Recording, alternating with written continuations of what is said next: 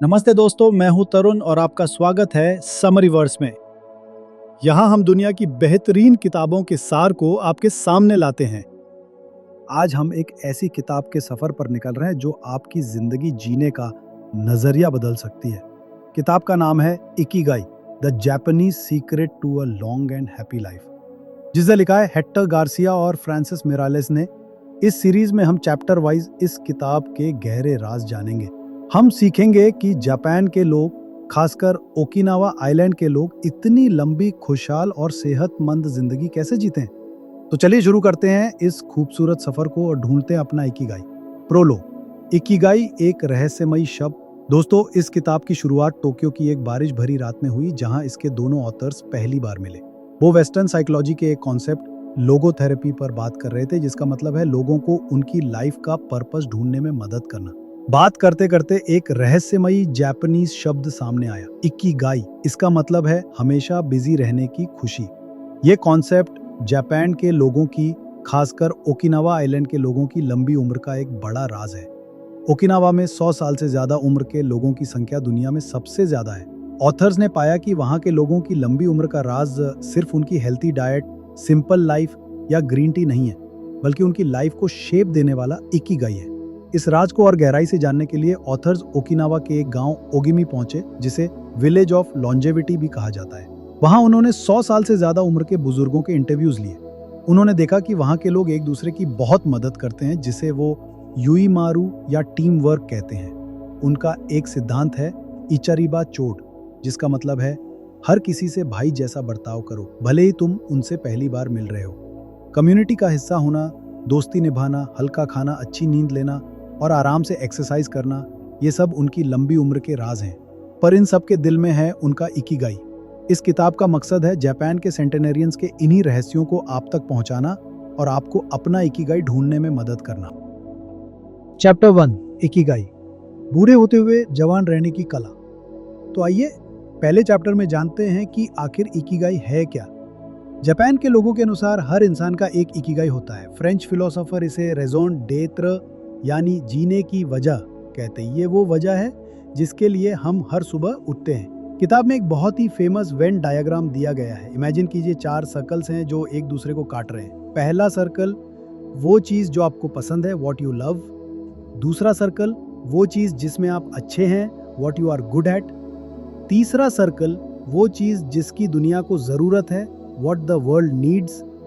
चौथा सर्कल वो चीज जिसके लिए आपको पैसे मिल सकते हैं, What you can be paid for। जहाँ ये चारों सर्कल्स मिलते हैं वही आपका इकिगाई है। ये हैरान करने वाली बात यह है कि जापानीज लोग असल में कभी रिटायर नहीं होते। वहाँ रिटायर जैसा कोई शब्द ही नहीं है जिसका मतलब हो कामकाज हमेशा के लिए छोड़ देना। वो उस काम को करते रहते हैं जो उन्हें पसंद है, जब तक उनकी सेहत इजाजत दे। ऑथर्स ब्लू जोन्स का जिक्र करते हैं। ये दुनिया की वो 5 जगह हैं जहाँ लोग सबसे ज्यादा लंबी उम्र जीते हैं और ओकिनावा इनमें पहले नंबर पर है। इन सभी जगहों में कॉमन बातें हैं: अच्छी डाइट, एक्सरसाइज, लाइफ में एक पर्पस यानी इकिगाई, और स्ट्रॉन्ग सोशल टाइज यानी मजबूत रिश्ते और दोस्ती। इस चैप्टर में 2 और कमाल के जापानीज कॉन्सेप्ट्स हैं। पहला है हारा हाचिबू। इसका मतलब है अपना पेट सिर्फ 80% भरो। ओकिनावा के लोग तब खाना बंद कर देते हैं जब उन्हें लगता है कि उनका पेट 80% भर गया है। पूरा पेट भरकर खाने से बॉडी पर एक्स्ट्रा लोड पड़ता है। दूसरा कॉन्सेप्ट है मोआई। ये एक इनफॉर्मल ग्रुप होता है ऐसे लोगों का जिनके इंटरेस्ट एक जैसे होते हैं और वो एक दूसरे का ख्याल रखते हैं, एक परिवार की तरह। ये उन्हें इमोशनल और फाइनेंशियल स्टेबिलिटी देता है और लंबी उम्र जीने में मदद करता है। तो दोस्तों, ये थी पहले चैप्टर की सीख।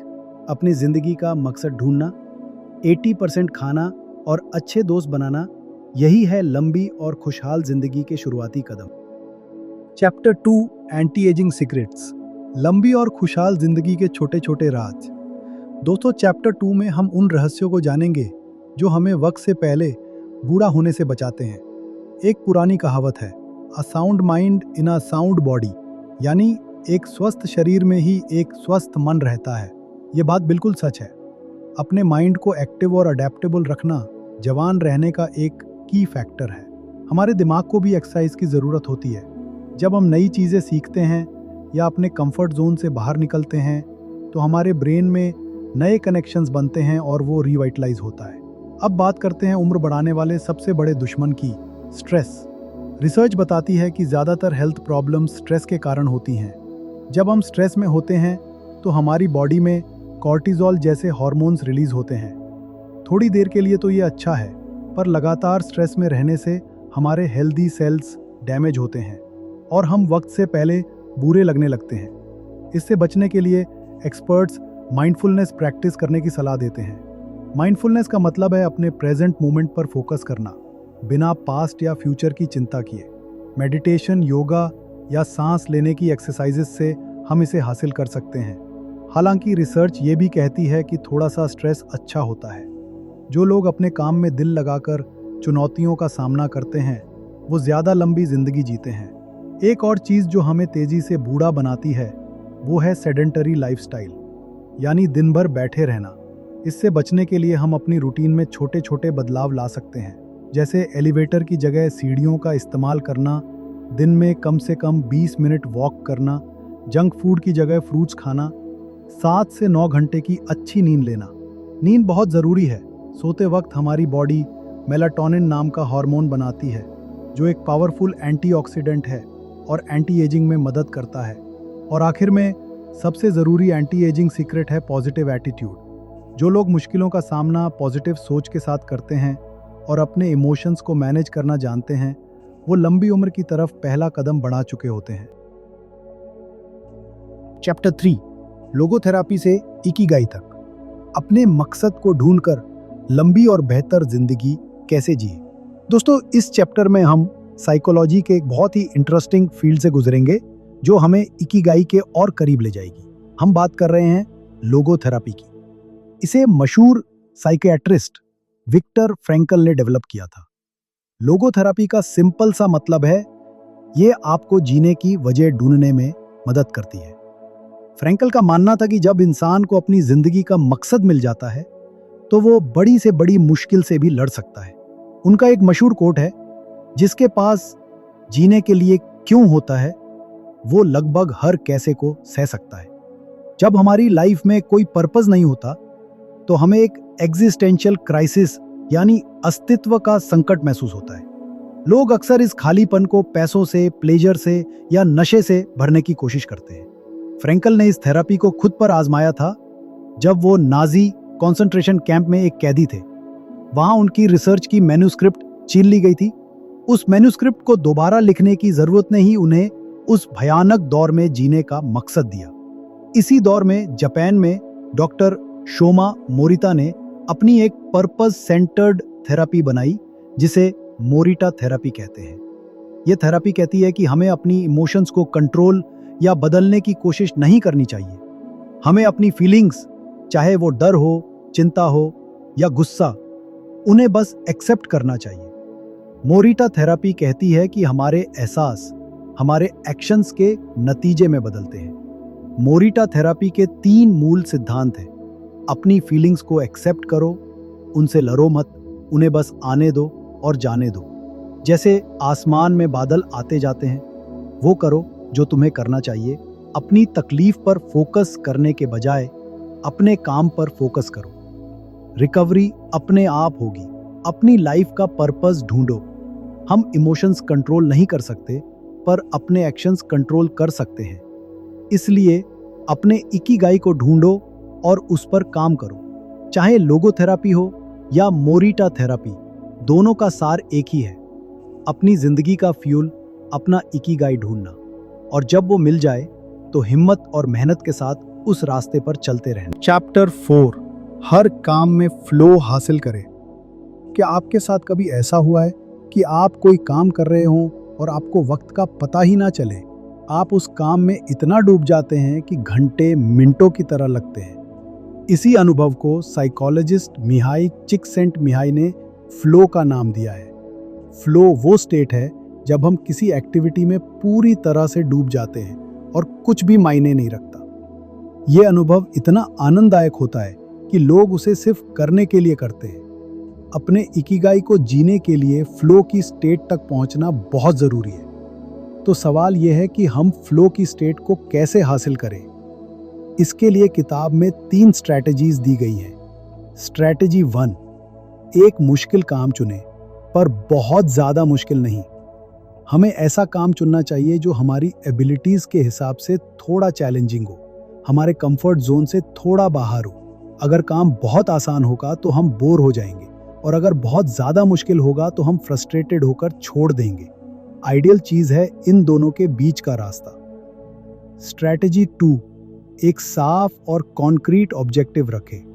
किसी भी काम को शुरू करने से पहले ये साफ होना चाहिए कि आप हासिल क्या करना चाहते हैं।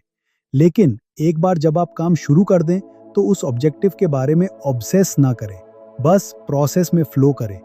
इसके लिए कंपास ओवर मैप्स का प्रिंसिपल यूज करें, यानी मंजिल की तरफ इशारा करने वाला कंपास ज्यादा जरूरी है, न कि एक डिटेल मैप। स्ट्रैटेजी 3, एक समय पर एक ही काम पर कंसंट्रेट करें। आज के टेक्नोलॉजी के युग में ये सबसे बड़ी रुकावट है। हम सोचते हैं कि मल्टीटास्किंग से टाइम बचता है, पर साइंटिफिक एविडेंस इसके ऑपोजिट है। मल्टीटास्किंग से हमारी प्रोडक्टिविटी 60% तक कम हो जाती है। जब हम एक चीज पर ध्यान लगाते हैं तभी फ्लो हासिल करना मुमकिन होता है। जापान के ताकुमी यानी आर्टिजान्स इसका बेहतरीन उदाहरण है। वो अपने काम में इतना डूब जाते हैं कि उनके लिए काम ही पूजा बन जाता है।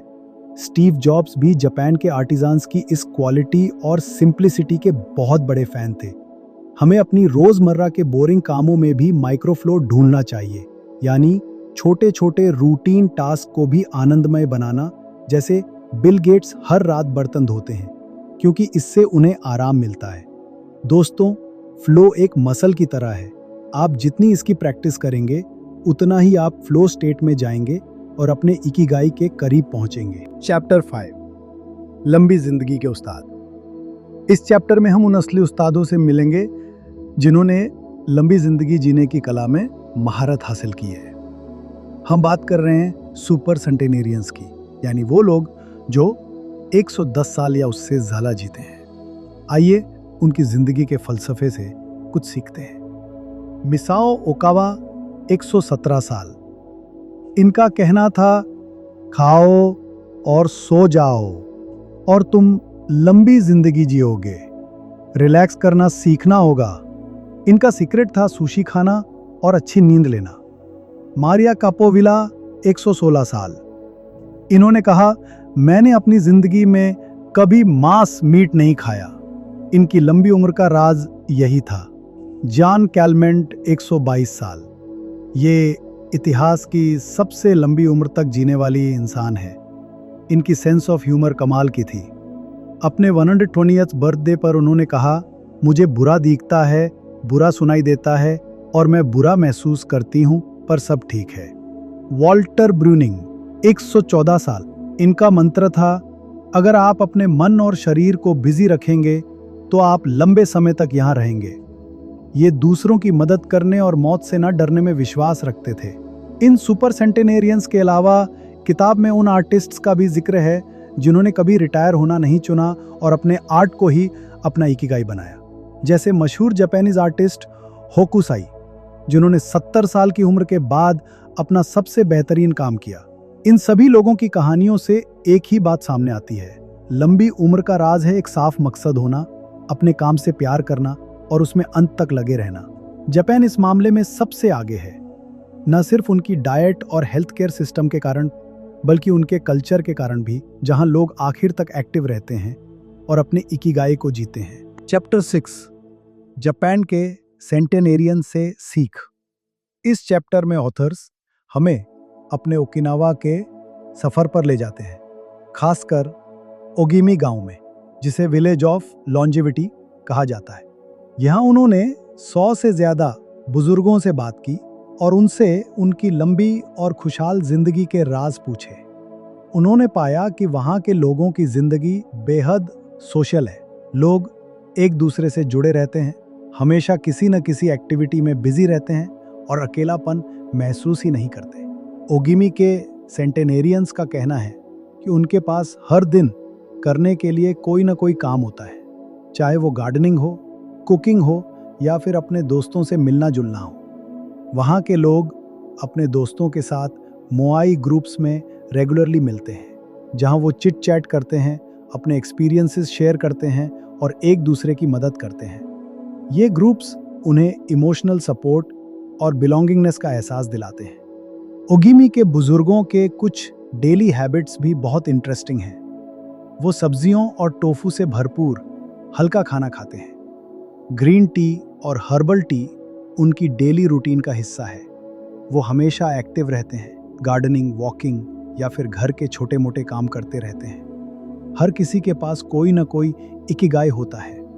कोई पोइट्री लिखता है, कोई हैंडीक्राफ्ट बनाता है, कोई बच्चों को सिखाता है। सबसे बड़ी बात, वहाँ के लोग कभी रिटायर नहीं होते। वो हमेशा कुछ ना कुछ करते रहते हैं और यही उन्हें फिजिकली और मेंटली फिट रखता है। उनका कहना है कि बिजी माइंड, हैप्पी लाइफ। अगर आप हमेशा कुछ सीखते और करते रहेंगे तो आप कभी बूढ़े महसूस नहीं करेंगे। कुछ सेंटेनेरियंस ने अपने सीक्रेट्स भी शेयर किए। हमेशा हंसते रहो और दूसरों की मदद करो।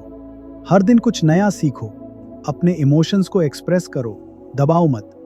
लाइफ को सिंपल रखो, छोटी छोटी खुशियों में खुश रहो। ऑथर्स कंक्लूड करते हैं कि ओकिनावा के सेंटेनेरियंस की लंबी उम्र का सबसे बड़ा राज है strong social bonds, simple lifestyle, active रहना और अपने इकिगाई को रोज जीना। चैप्टर 7, द इकिगाई डाइट, क्या खाए, कैसे खाए। दोस्तों, इस चैप्टर में हम जानेंगे कि ओकिनावा के सेंटेनेरियंस क्या खाते हैं, कैसे खाते हैं और उनकी डाइट में ऐसी क्या खास बात है जो उन्हें इतना फिट और जवान बनाए रखती है। सबसे पहली बात, वहाँ के लोग अपनी डाइट को बहुत सिंपल और नेचुरल रखते हैं। उनका खाना सीजनल और locally grown vegetables, fruits, tofu, seaweed, sweet potatoes और बहुत कम मात्रा में फिश और मीट पर आधारित होता है। प्रोसेस्ड फूड और शुगरी ड्रिंक्स तो वहाँ लगभग नहीं के बराबर है। ओकिनावा के लोग अपने खाने में वैरायटी रखते हैं लेकिन क्वांटिटी हमेशा कम रखते हैं। उनका प्रिंसिपल है हरा हची बू, यानी पेट 80% भरने पर ही खाना बंद कर दो। इससे ना सिर्फ उनका डाइजेशन अच्छा रहता है बल्कि बॉडी पर एक्स्ट्रा लोड भी नहीं पड़ता। उनकी प्लेट पर हमेशा कलरफुल वेजिटेबल्स होते हैं जैसे कैरेट्स, स्पिनच, बिटर मेलन जिसे वहाँ गोया कहते हैं, और स्प्राउट्स, सोया प्रोडक्ट्स जैसे टोफू और मिसो सूप उनकी डेली डाइट का हिस्सा हैं। राइस कम क्वांटिटी में खाते हैं और ज़्यादातर ब्राउन राइस या मिलेट प्रेफर करते हैं।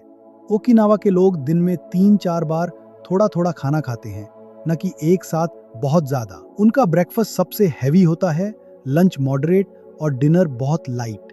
डिनर के बाद वो लेट नाइट स्नैक्स या डिजर्ट्स नहीं लेते। ड्रिंक्स की बात करें तो वहाँ के लोग ग्रीन टी, जैस्मिन टी और हर्बल टीज पीते हैं।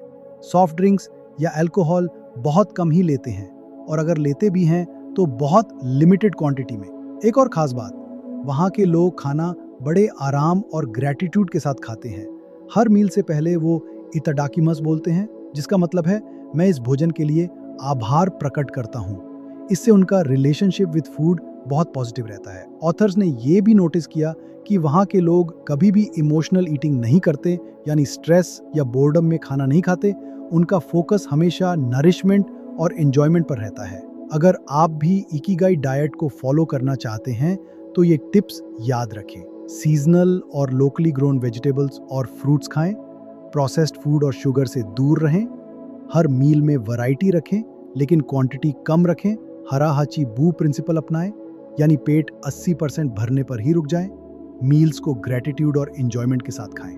यही है ओकिनावा के सेंटेनेरियंस की डाइट का सीक्रेट, सिंपल, नेचुरल, बैलेंस्ड और माइंडफुल ईटिंग। चैप्टर 8, हलचल में आराम, माइंडफुल और एक्टिव रहकर इकिगाई को जियो। दोस्तों, अब हम बात करेंगे कि कैसे ओकिनावा के लोग और खासकर वहाँ के सेंटेनेरियन अपनी रोजमर्रा की जिंदगी में हमेशा एक्टिव रहते हैं लेकिन फिर भी स्ट्रेस फ्री और रिलैक्स रहते हैं। इस चैप्टर में ऑथर्स ने बताया है कि एक्टिविटी और आराम दोनों का बैलेंस कैसे बनाया जाए ताकि आप अपने इकिगाई को पूरी तरह जी सके।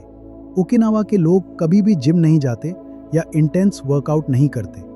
उनकी एक्टिविटी नेचुरल होती है, जैसे गार्डनिंग, वॉकिंग, घर के छोटे मोटे काम या फिर दोस्तों के साथ घूमना फिरना। उनकी फिलॉसफी है कि बॉडी को रेगुलरली हलचल में रखना चाहिए लेकिन उसे थकाना नहीं चाहिए। उनका मानना है कि मूवमेंट इज लाइफ। अगर आप चलते फिरते रहेंगे तो आपका शरीर और दिमाग दोनों एक्टिव रहेंगे, लेकिन साथ ही वो आराम और माइंडफुल मोमेंट्स को भी बहुत महत्व देते हैं। हर दिन वो थोड़ी देर के लिए ध्यान, मेडिटेशन, गहरी सांसें, डीप ब्रीदिंग या फिर नेचर के बीच शांति से बैठना पसंद करते हैं। ओकिनावा के सेंटिनेरियंस का कहना है कि माइंडफुल लिविंग का मतलब है हर काम को अवेयरनेस के साथ करना, चाहे वो खाना खाना हो, चलना हो या किसी से बात करना हो। हर चीज़ में पूरी तरह प्रेजेंट रहना चाहिए। इससे स्ट्रेस कम होता है और लाइफ का एंजॉयमेंट बढ़ता है।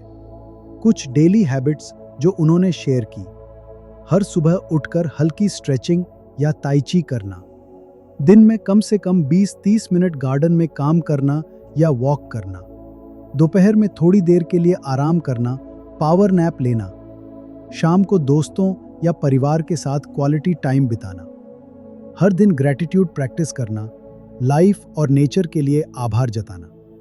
ऑथर्स बताते हैं कि अगर आप भी अपनी लाइफ में माइंडफुल मूवमेंट और आराम का बैलेंस ला ले, तो न सिर्फ आपकी हेल्थ बेहतर होगी, बल्कि आप अपने इकिगाई को भी ज्यादा अच्छे से जी पाएंगे। की टेक अवे: ओकिनावा के लोग हर दिन हलचल में रहते हैं, लेकिन कभी भी खुद को थकाते नहीं। वो हर एक्टिविटी को एंजॉयमेंट और अवेयरनेस के साथ करते हैं। माइंडफुल लिविंग और एक्टिव रहना, यही है लंबी और खुशहाल जिंदगी का असली सीक्रेट। चैप्टर 9, रेजिलियंस और वाबी साबी। मुश्किलों का सामना कैसे करें। दोस्तों, अब हम बात करेंगे दो बहुत ही खास जापानीज कॉन्सेप्ट्स की, रेजिलियंस और वाबी साबी, जो हमें सिखाते हैं कि जिंदगी की मुश्किलों का सामना कैसे किया जाए और हर परिस्थिति में पॉजिटिविटी कैसे बनाए रखें। सबसे पहले बात करते हैं रेजिलियंस की। इसका मतलब है मुश्किलें आने पर भी हार ना मानना, बार बार गिरकर भी फिर से उठना। ओकिनावा के सेंटिनेरियंस का मानना है कि जिंदगी में चैलेंजेस तो आएंगे ही, लेकिन जो लोग हर सेटबैक के बाद खुद को संभाल लेते हैं, वही सबसे लंबी और खुशहाल जिंदगी जीते हैं। रेजिलियंस को बढ़ाने के लिए ऑथर्स कुछ प्रैक्टिकल टिप्स देते हैं। पर्सपेक्टिव बदलो। हर समस्या को एक अपॉर्चुनिटी की तरह देखो। सोचो कि इससे मुझे क्या सीखने को मिल सकता है। सपोर्ट सिस्टम बनाओ। अपने परिवार, दोस्तों या मॉय ग्रुप के साथ जुड़े रहो। जब आप अकेले नहीं होते तो मुश्किलें आसान लगती हैं। सेल्फ केयर पर ध्यान दो। अपनी हेल्थ, स्लीप और हॉबीज को इम्पोर्टेंस दो। जब आप खुद को अच्छा महसूस कराते हो तो रेजिलियंस अपने आप बढ़ती है। अब बात करते हैं वाबी साबी की। यह एक जापानीज फिलॉसफी है जो कहती है कि जिंदगी की असली खूबसूरती उसकी इम्परफेक्शंस में है। यानी हर चीज परफेक्ट नहीं हो सकती, ना लोग, ना रिश्ते, ना हालात। वाबी साबी हमें सिखाता है कि हम अपनी कमियों और जिंदगी की अधूरी चीजों को भी अप्रिशिएट करें। ओकिनावा के लोग अपने घरों, बर्तनों और रोजमर्रा की चीजों में भी वाबी साबी को अपनाते हैं। अगर कोई चीज टूट जाती है तो उसे फेंकते नहीं, बल्कि उसे जोड़कर उसकी दरारों को हाईलाइट करके और भी खूबसूरत बना देते हैं। इसे किंसुगी कहते हैं, जहां टूटे हुए पॉटरी को सोने या चांदी से जोड़कर उसकी क्रैक्स को सेलिब्रेट किया जाता है। इसी तरह हमें भी अपनी जिंदगी की क्रैक्स यानी दुख, हार या कमियां को छुपाना नहीं चाहिए, बल्कि उन्हें प्राउडली एक्सेप्ट करना चाहिए। यही असली ग्रोथ और हैप्पीनेस का रास्ता है। की टेकअवेज: रेजिलियंस और वाबी साबी दोनों हमें सिखाते हैं कि जिंदगी कभी परफेक्ट नहीं होगी, लेकिन इम्परफेक्शंस में ही असली खूबसूरती और ताकत है। मुश्किलें आएंगी तो उनसे भागो मत, उनका सामना करो और उनसे सीखो। अपनी कमियों और अधूरी चीजों को भी अपनाओ। यही वाबी साबी है।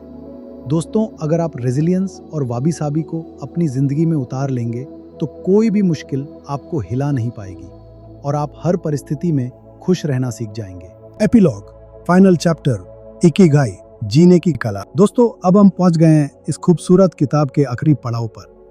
इस जर्नी में हमें जाना कि इकिगाई सिर्फ एक जापानीज शब्द नहीं, बल्कि एक फिलॉसफी है। एक ऐसी कला जो हमें हर दिन को पर्पस, खुशी और एनर्जी के साथ जीना सिखाती है। ऑथर्स कहते हैं कि इकिगाई हर इंसान के भीतर छुपा होता है। फर्क बस इतना है कि कुछ लोग उसे जल्दी ढूंढ लेते हैं और कुछ लोग पूरी जिंदगी उसकी तलाश में रहते हैं। इकिगाई का मतलब है वो वजह, वो पैशन जिसके लिए आप हर सुबह उठना चाहते हैं, वो काम जिसे करते हुए आपको वक्त का पता ही नहीं चलता। जापान के सेंटेनेरियंस की जिंदगी से हमें ये सीख मिलती है कि लंबी उम्र का असली सीक्रेट है छोटी छोटी खुशियों को एंजॉय करना, हमेशा एक्टिव रहना, अपने दोस्तों और परिवार से जुड़े रहना और सबसे ज़रूरी अपने दिल की सुनना।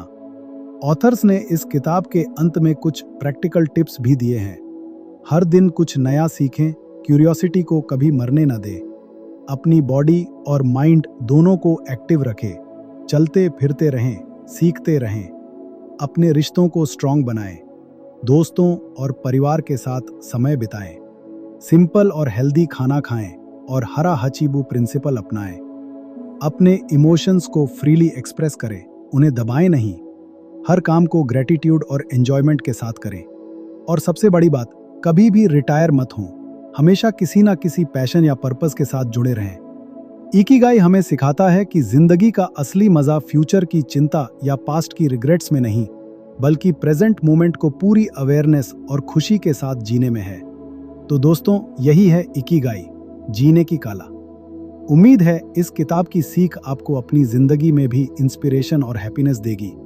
अपना इकिगाई ढूंढिए, उसे रोज जिए और एक लंबी, खुशहाल और फुलफिलिंग लाइफ की ओर बढ़िए। आप सभी का शुक्रिया समरीवर्स सुनने के लिए। मिलते हैं अगली किताब के साथ एक नए सफर पर। तब तक अपना इकिगाई ढूंढिए और आगे बढ़े।